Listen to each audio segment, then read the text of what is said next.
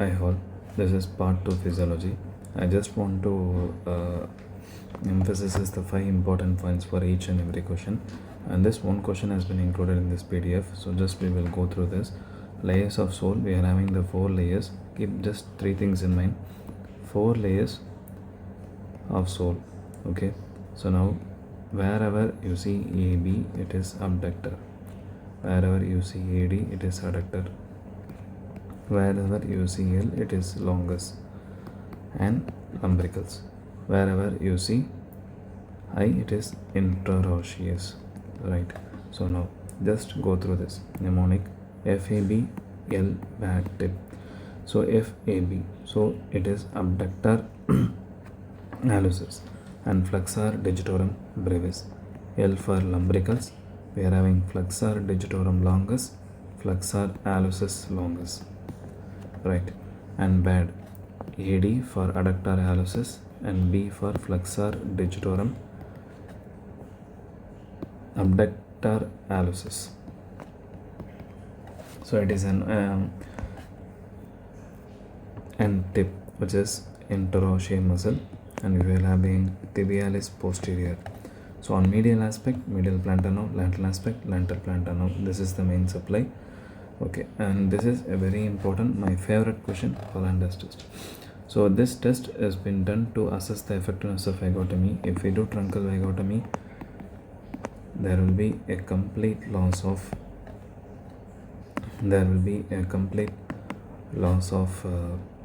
gastric acid secretion. Hypoglycemia, which is a potent stimulus for your gastric acid secretion. I give IV insulin 15 units. Now I will insert Rayleigh tube. I will aspirate the content. I will check for the gastric acid levels. So once if the gastric acid concentration is less, then the vagotomy is successful. So this is a very important test to assess the effectiveness of truncal vagotomy. Now, so what are all the physiological effects of total gastrectomy? Just understand these basic points. See, if you know the physiology and the anatomy, you will know the physiological effects of total gastrectomy. First thing, so you are having this pyloric antrum, which acts as the physiological barrier for the content to get completely dissolved into the chyme. So if it is lost, then there will be a dumping syndrome is present, and sometime if there is a duodenal blowout is present. And a very important point, you are having the bile duct is here, the duodenum is here. So in that case, the bile flows here. So because of the high flow, which is 1500 ml per day, so there will be the duodenal stump blowout. And if the afferent limb is too long, it may go for obstruction by like this kinking, and it may have a blind loop syndrome, or there may be an internal herniation is present inside. So all these things will be discussed in this complications of gastric surgery. Right. So now I wanted to discuss about a very important topic, which is nothing but events that occur during defecation. I just want to emphasize the 5 important points. During defecation, the anorectal angle, which is a very important phenomenon. Okay, see the anorectal angle. See, this is anus. You are having pubis. Anteriorly, you are having the rectum. So we know the muscle fibers, just nothing but your puborectalis. Okay, so this puborectalis forms the diaphragm. So it is the pelvic floor, right? So during normal, this anorectal angle is 90 degree. During defecation, it increases to 15 to 20 degree. Thereby, it will opens up. So this one happens. Second, contraction of the rectum sphincter relaxes. We know internal sphincter is voluntary, internal sphincter is involuntary, external sphincter is voluntary. So if there is increase in the intrarectal pressure of about 20 to 25 centimeters of water, now the mass movement occurs that drive the feces completely out of the into the sigmoid or pelvic colon, then it is out. So increase in the mass movement, appropriate posture, voluntary relaxation of external anal sphincter, contraction of abdominal musculature.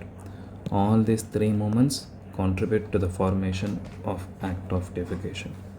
Next, so what do you mean by gastrocolic reflex? If rectum is contract, stomach distance, which acts as the desire for defecation. So we know one thing called as PR stimulation. As we surgeons, we do often this. So if we do PR stimulation, the rectum acts. There is another thing called recto-anal inhibitory reflex. Okay, and these two things contribute for the desire for defecation, right? So what is the pathway for defecation reflex? Just remember this: S2, S3, S4, which is your sacral. Defecation is a parasympathetic supply. You know this, right? So these parasympathetic fibers, they will act and they will start the desire for defecation. So whenever the rectum is loaded, the sensory impulses goes via this afferent nerve fiber. It reaches the cerebral cortex. From there, once again, the impulses passes, and that's how the external anal sphincter relaxes, followed by contraction of the abdominal musculature and defecation occurs. So what do you mean by belching? What do you mean by flatulence? Belching is nothing but burping. It's called aerophagia. Like if we do aerophagia, if we consume lot amount of carbonated beverages, these patients also tend to accumulate more amount of gases in the stomach, right? So what do you mean by flatulence? Per liter is 1500 ml per day. The quantity of the flatus is depends upon the swallowed air or gases. I just want you to add some physiological significance of this. See, the point here is, if we do lateral anal sphincterotomy, there is incontinence to the flatus of about 20% and incontinence to the stools, which is around 5 to 18%. So this is a very important phenomena of a physiological significance we must know. Now, so what are all the functions of the spleen? So there is one question they ask regarding the functions of spleen. Just remember this: spleen.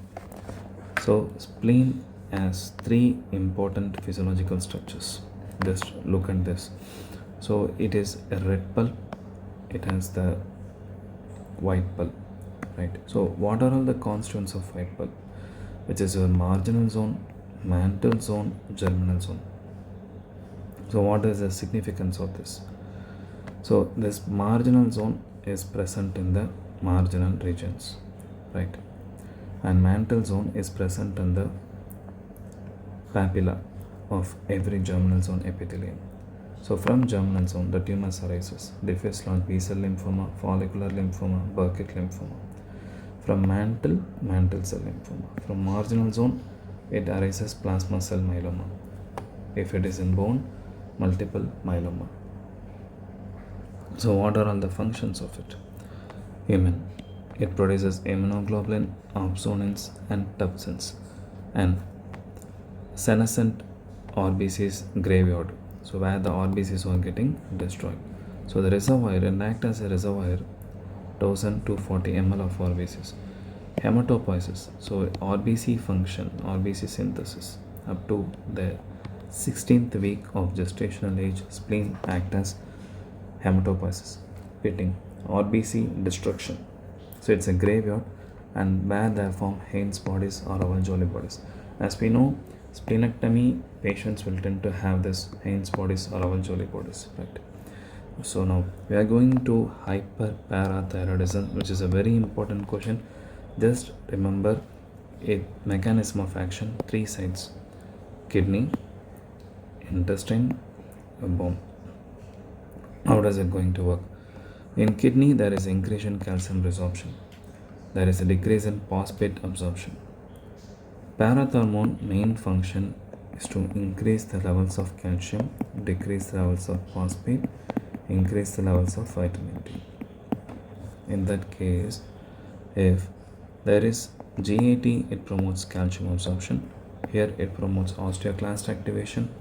From there, it will increase the levels of calcium, decrease the levels of phosphate, increase levels of vitamin D, right?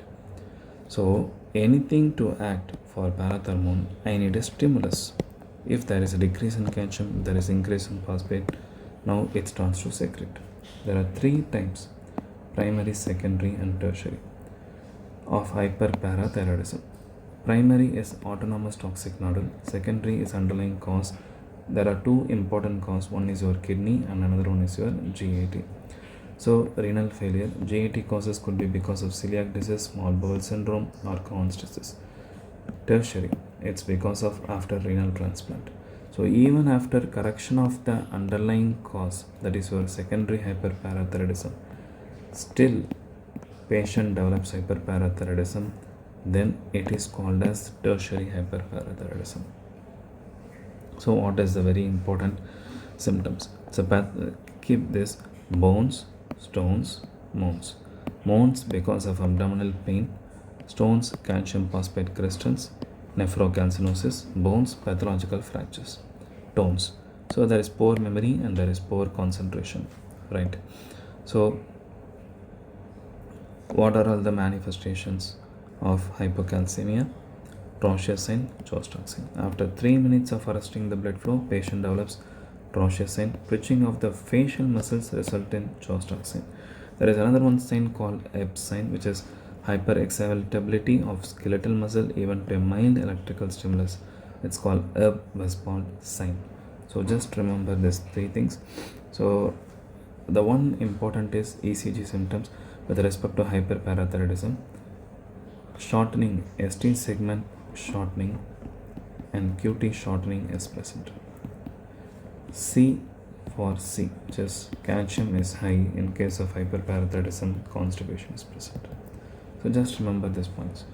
Then I want you to remember this question was asked in a reflex arc. So what do you mean by this? So for a muscle to act, you need a receptor, you need a effector organ. Receptor is your afferent. From there, it receives the stimulus, afferent nerve transmitting the sensory impulses from center, receives sensory and gives motor impulses. So what is the center? Your brain and the spinal cord. From motor, secretory, it's an effector organ. So this is the reflex arc, how it happens. So these things are a protective mechanism as it protects the body from irreparable damages, right? And now how many times, there are certain things called as internential neurons. So there is, we are having the effector organ, we are having the afferent, we are having the center. In between the nerve fibers and the center of the spinal cord, there is one thing called as internential neurons. So now I want you to know about the classification of the reflexes. So just remember four things: unconditioned reflexes or inborn natural reflexes. For example, if we keep the saliva, there is another one question called as classification of reflexes. So we are going to discuss: if we keep the honey, saliva starts to secrete. Acquired reflexes, salivary secretion by eyesight, taste, or smell. So this is depending upon whether inborn or acquired. Next, very important is depending upon situation or anatomical classification. So it is because like midbrain reflexes, bulbar reflexes, spinal reflexes. So for example, your eyelids will tend to close to protect the eyes. So it could be in midbrain reflexes, and depending upon the number of, depending upon the purpose, protective reflexes. As we know, a flexor withdrawal reflexes, it's called a polysynaptic reflex. Anti-gravity reflex or extensor reflex is against the gravitational force. Just remember this. So based on anatomy, we are classifying into cerebral, cerebellar, midbrain, bulbar, and spinal reflexes.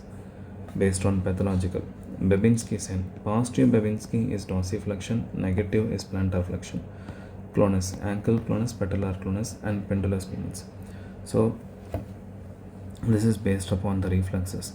And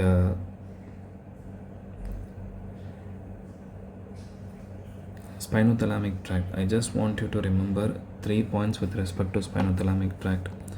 See, spinothalamic tract. So it is spinothalamic. So in that case, it is an afferent, right? So there are two things, anterior and lateral. Anything that is situated in the anterior horn of spinal cord is anterior, lateral is present here. So this anterior fibers, crude touch and Pacinian corpuscle. Pacinian corpuscle is responsible for achieve sensory stimulus and crude touch. Lateral is for pain and temperature. The center, substantia gelatinosa and marginal nucleus, right? So pain, the lesion, if there is a lesion in lateral spinothalamic tract, it will cause analgesia and thermoanesthesia is present, right? So this is what I wanted to remember, the spinothalamic tract. Keep this in mind. So this pain and temperature receptors which is present in your lateral spinothalamic tract and goes to the opposite side, then it goes up via the spinal cord, lateral spinothalamic tract, medulla, spinal lemniscus, and now reaching the thalamus and thalamocortical fibers into the sensory cortex. And here anterior spinothalamic tract, and there is another thing called posterior root ganglion, which is first order neuron, and crude touch sensation, which is carried out by your anterior spinothalamic tract. The receptor is Pacinian corpuscle and goes to the opposite side, goes to the anterior spinothalamic tract, ascends up, reaches the thalamus and reaches the sensory cortex. So this is a very important phenomenon to identify anterior and lateral spinothalamic tract, right? So now I want you to discuss about the basic pituitary hormones. So how does it work? How does it act? How does it is produced? There is one thing called as somatotrophs, corticotroph, thyrotroph, gonadotroph, and lactotroph. Lactotroph is prolactin. FSH and LH is nothing but your gonadotrophin, thyroid hormones, adrenocorticotrophic hormone, growth hormone. So what are all the stimulus? Growth hormone releasing hormone, growth hormone inhibitory hormone, growth hormone releasing peptide, corticotrophin releasing hormone, TSH, gonadotrophin, and prolactin inhibiting hormone. So these are produced from your hypothalamus. Growth hormone. If growth hormone is excess, it will cause gigantism. If it is less, it will cause dwarfism. So growth hormone analogs. Growth hormone analogs like somatrin, somatrophin to treat dwarfism. Somatostatin analogs to treat gigantism. Right. So as I said, releasing an inhibitory hormone secreted by the anterior pituitary, gonadotrophic hormones, which is a follicle stimulating and luteinizing hormone, and hypoglycemia or fasting. So it is a stressful condition, right? So growth hormone releases from their protein, fat, and carbohydrates. They utilizes them for the energy, right? So hypoglycemia, fasting, starvation, exercise, stress, and trauma. All these are a stimulus to secrete growth hormone. Hypoglycemia, fasting, starvation, exercise, stress, and trauma. A stimulus to secrete growth hormone. So for that you need hypothalamus to secrete growth hormone releasing peptide from their anterior pituitary, and growth hormone induces the liver to form somatomedins, which is a growth hormone agonist, So what are all the functions of it? Let's discuss. So follicle stimulating hormone causes spermatogenesis. It increases aromatase activity. Just remember this point. Luteinizing hormone promotes ovulation, maturation of ovarian follicle. Right. Prolactin lactogenesis, milk secretion. Milk ejection is by oxytocin. Stimulus sucking reflex. Right. There is one thing called posterior pituitary. You are having a very important thing, osmoreceptors. Supraoptic and paraventricular nucleus senses the osmolality, and because of it, it releases antidiuretic hormone.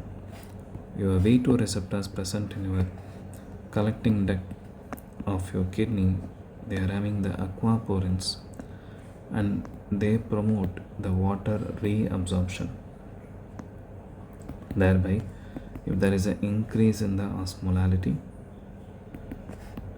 which means patient is dehydrated, now the supraoptic and paraventricular nucleus act, they will release ADH and they will act on your collecting duct. From there, it will cause water reabsorption. They restore the normal osmolarity. This is a very important phenomena. So this is with respect to the antidiuretic hormone. A potent stimulus is decrease in the extracellular fluid volume, increase in the osmolar concentration in the ACF. So how it is sensed by the osmoreceptors, they stimulate supraoptic and paraventricular nucleus. They increases the ACF volume, restores the normal osmolality. So they act through collecting duct, aquaporins through V2 receptors, they promote antidiuretic effect. So it's a very important question, we have to remember this. Oxytocin is mainly secreted by the paraventricular nucleus of hypothalamus. 6 minutes of life of action. They cause milk ejection, not milk secretion. So it's a neuroendocrine reflex.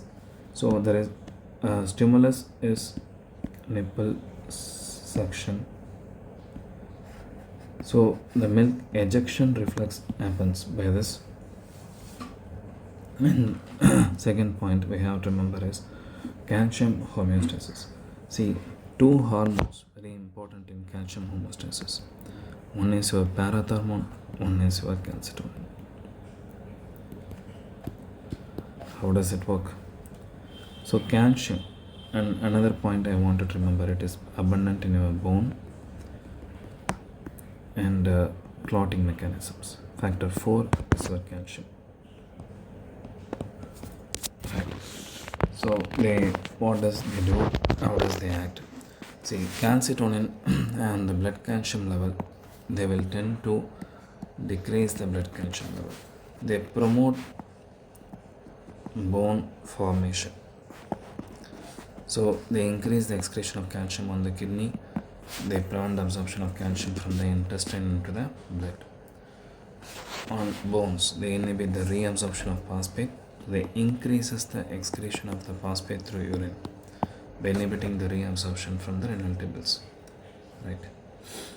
So calcium, if it is ionized, is active form. If it is non-ionized, it is albumin bone forms. So these are the types of calcium. So what does calcium does? Blood coagulation and stimulates smooth muscle activity. So the normal level is 9 to 11 milligram per deciliter.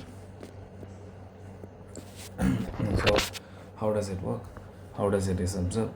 Is absorption mainly from GAT. Vitamin D is very important because vitamin D acts on the intestine epithelium receptors. From there, the calcium absorption is done. Most of the filtered calcium is reabsorbed in the distal convoluted tubule and collecting duct. Okay, so in distal convoluted tubule, the parathermone increases the reabsorption of the calcium. In collecting duct, the vitamin D increases the reabsorption and calcitonin decreases the reabsorption. This is how they play a homeostasis of calcium, right? So, which is summarized in this table, a schematic diagram showing the regulation of blood calcium levels. If there is a decrease in the blood calcium, parathermone acts on the bone, will cause the reabsorption of calcium, increases the calcium. And in kidneys, 1,25 dihydroxy vitamin D, cholecalciferol, absorption of calcium. Increase blood calcium, thyroid, they act, and from there parafollicular C cells of thyroid, they secrete your calcitonin, they cause deposition of calcium, and thereby they decreases the calcium levels in the blood. Now this is very important phenomena, and the blood calcium level is increased by parathermone from parathyroid, calcitriol from kidney, growth hormone from anterior pituitary, and also the calcitonin from thyroid gland and cortisol from adrenal cortex. They tend to decrease the blood calcium levels. So this is a summary where you can just 5 points from each topic so that you can able to add everything to the question, right? So now we are going to discuss about the bile. As I already said, the volume of bile is 40 ml per hour. It's excreted per day, 1200 ml per day, alkaline in nature. 97% is your bile, only 3% is your bile salts. So it is secreted by your hepatocyte. There is one thing called a primary biliary radical and secondary biliary radicals. This is a biliary canaliculus which is produced from your hepatocytes. From there it is bile is secreted, and from there it is collected, then hepatic duct, then common hepatic duct, cystic duct, and then common bile duct. So they contain this 3% constitutes of bile acid, bile pigment, cholesterol, lecithin, and fatty acid. And sodium, bicarbonate, water are added to it when it passes through the ducts. So and more amount of water is reabsorbed in your gallbladder, and thereby it will cause the concentration of the bile, right? So now the bile salts are the sodium and potassium salts of bile acid. These are nothing but sodium taurocholate, potassium taurocholate. So these are cholic acid, primary bile acid, or cholic acid and quinodeoxycholic acid. Whereas in the case of secondary bile acid, these are deoxycholic acid and lithocholic acid. So as I already said, bile composition 97% water, solids 3%. It contains bile salt, bile pigment, cholesterol, fatty acid, lecithin, mucin, and inorganic substances, sodium, calcium, potassium, chloride, and bicarbonate. Abundant is bicarbonate. And now, how does the intrahepatic circulation happen? Why does bile has to secrete? We need the fat to get metabolized. For emulsification of the fat, we need the bile salt to get intrahepatic circulation, absorption of fat. So emulsification, first absorption, and these are two important functions of bile. Bile secreted, that is cholerectic. Bile release is by cholecalc, which prevents gallstone, and that is laxative in nature. See, bile is secreted in response to fat intake, that is cholerectics. Bile is released in response to cholecalc, which is nothing but your cholecystokinin. See, the cholecystokinin, which is produced from your duodenum, will act on your gallbladder, will promote the contraction of gallbladder to release the bile into the CBD, then into the duodenum. Remember this table: primary bile acids from liver, cholic acid, quinodeoxycholic acid in the intestine, secondary bile acids, which is converted into deoxycholic acid, lithocholic acid. They conjugate with the glycine once again because of the enterohepatic circulation, which we saw in the first slide, part 1. Conjugate with the glycine, taurine to form glycocholic and taurocolic acid, and these are bile salts, right? So just remember this: bile acids are liver, primary, secondary, cholic, quinodeoxycholic, and secondary bile acid produced in intestine, which is deoxycholic and lithocholic acid. Cholesterol plus lecithin will form gallstones. So if the bile is supersaturated, now that will be formation of cholesterol stones, right? So this is a very important question, and my favorite question, which is mineralocorticoids. How does it act? See, sodium reabsorption and potassium hydrogen excretion, which increases the ACF volume, increases the BP, and thereby also causing hypokalemia and alkalosis. So there is one thing called aldosterone escape mechanism. That even there is an abundant mineralocorticoid excess, it will cause more reabsorption of sodium, leads to water retention. So in that case, there is one thing called phenomenon called aldosterone escape, so there is no edema is present.